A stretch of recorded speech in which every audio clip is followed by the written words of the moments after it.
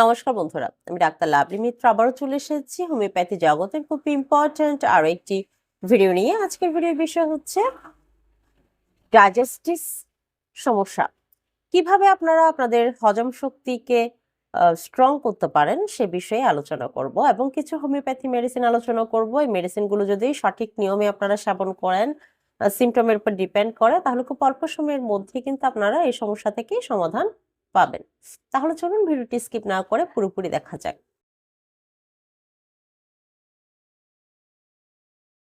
সামান্য কোনো খাবার খেলে পেট একদম ফুলে থাকে, দেখা যায় ঘন্টা দুয়েকের পর পর পেটের চারপাশে ব্যথা করে, বিশেষ করে বাম পাশে অথবা নাভির চারপাশে ব্যথা করে এবং শব্দ করে, কামড়ায়, মোচড়ায়, বিভিন্ন ধরনের যন্ত্রণা সৃষ্টি হয় পেটের মধ্যে এবং হয়তো খাবারের সাথে সাথে পায়খানা হয়ে যায় অথবা পেটের মধ্যে অশান্তি লেগেই থাকে এবং সেই কারণে দেখা যায় মাথা ব্যথা করে, বমি আসার ভাব, বমি ভাব থাকে এবং বিশেষ করে পেটের সমস্যার জন্য চুলের সমস্যা সম্মুখীন হতে হয়।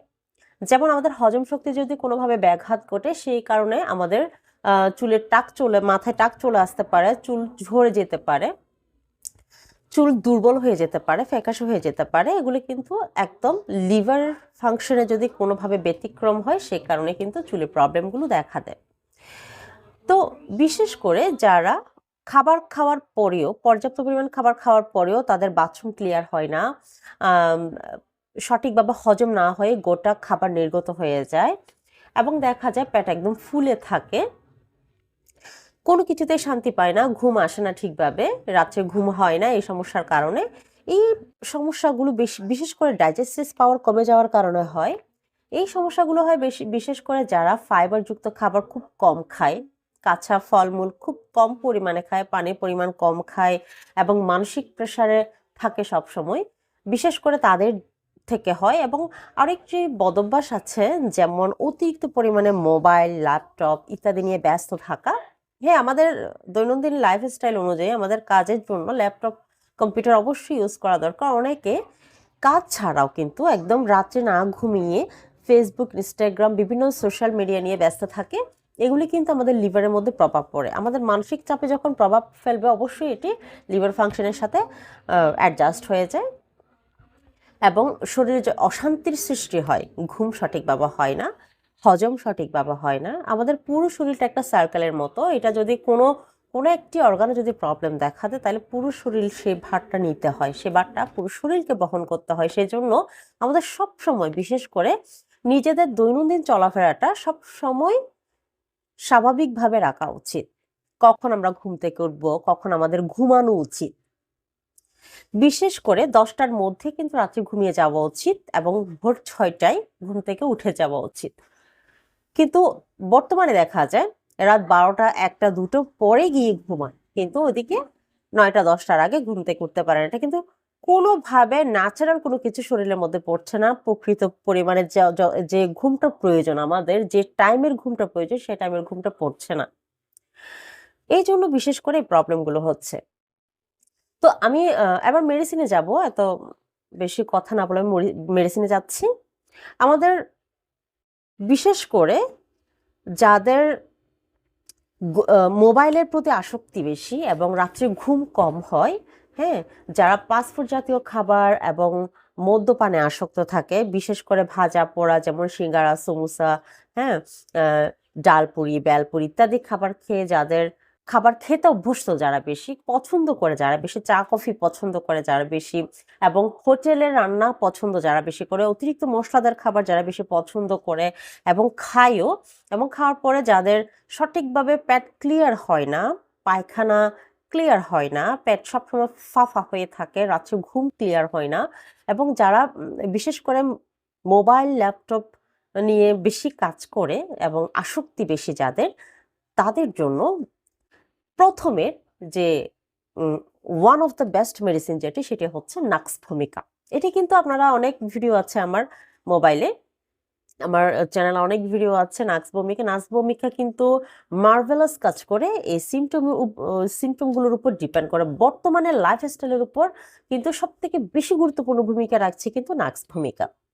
নাক্স ভূমিকা সেক্ষেত্রে আপনারা যদি একুইট কেস হয় সেক্ষেত্রে আপনারা একুইট অর্থাৎ কয়েকদিন হচ্ছে এই ধরনের প্রবলেমে আপনি ফেস করছেন, সেক্ষেত্রে আপনারা 30 CH পোটেন্সি সকালে 2 ফোঁটা, রাত্রে 2 ফোঁটা এভাবে সেবন করতে পারেন। প্রথমে 3বারও নিতে পারেন, সকালে 2 ফোঁটা, দুপুরে 2 ফোঁটা, রাত্রে 2 ফোঁটা।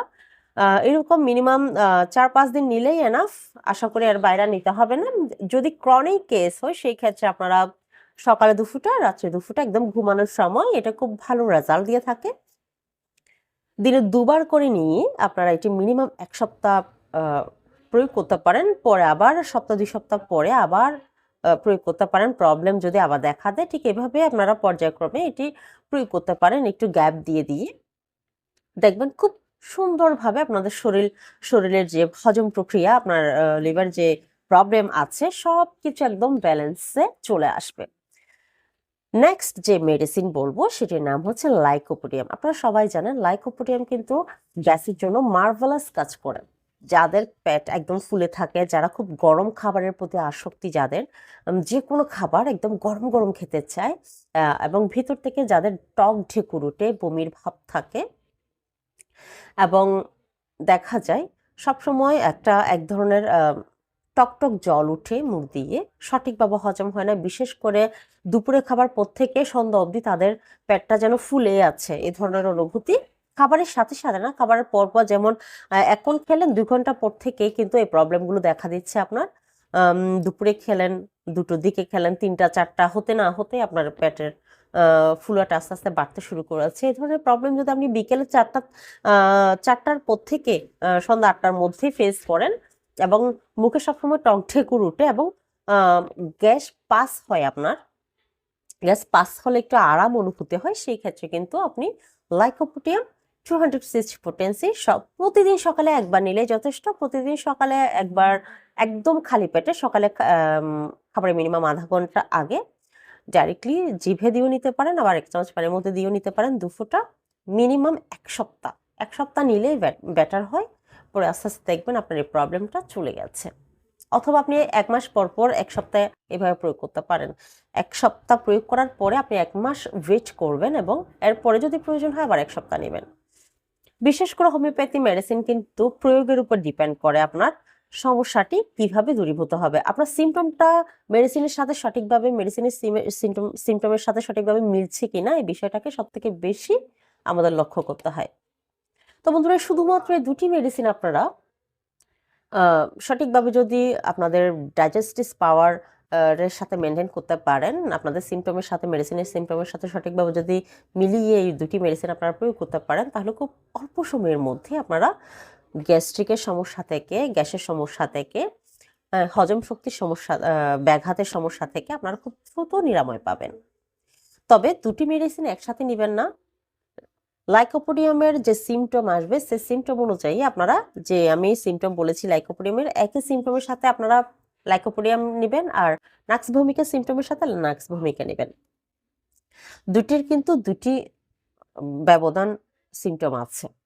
তো বন্ধুরা, যদি ভিডিওটি ভালো লাগে অবশ্যই লাইক এবং শেয়ার করতে ভুলবেন না। আপনাদের নিকটস্থ আত্মীয় স্বজন, বন্ধু বান্ধবদের কাছে অবশ্যই শেয়ার করবেন, এবং ভিডিওটি ভালো লাগলে অবশ্যই সাবস্ক্রাইব করে পাশে থাকা বেল আইকনটি চাপবেন, যাতে আমি আরো নিত্য নতুন ভিডিও আপনাদের কাছে পৌঁছে দিতে পারি। আজকের মতো এখানে বিদায় নিচ্ছি। নমস্কার।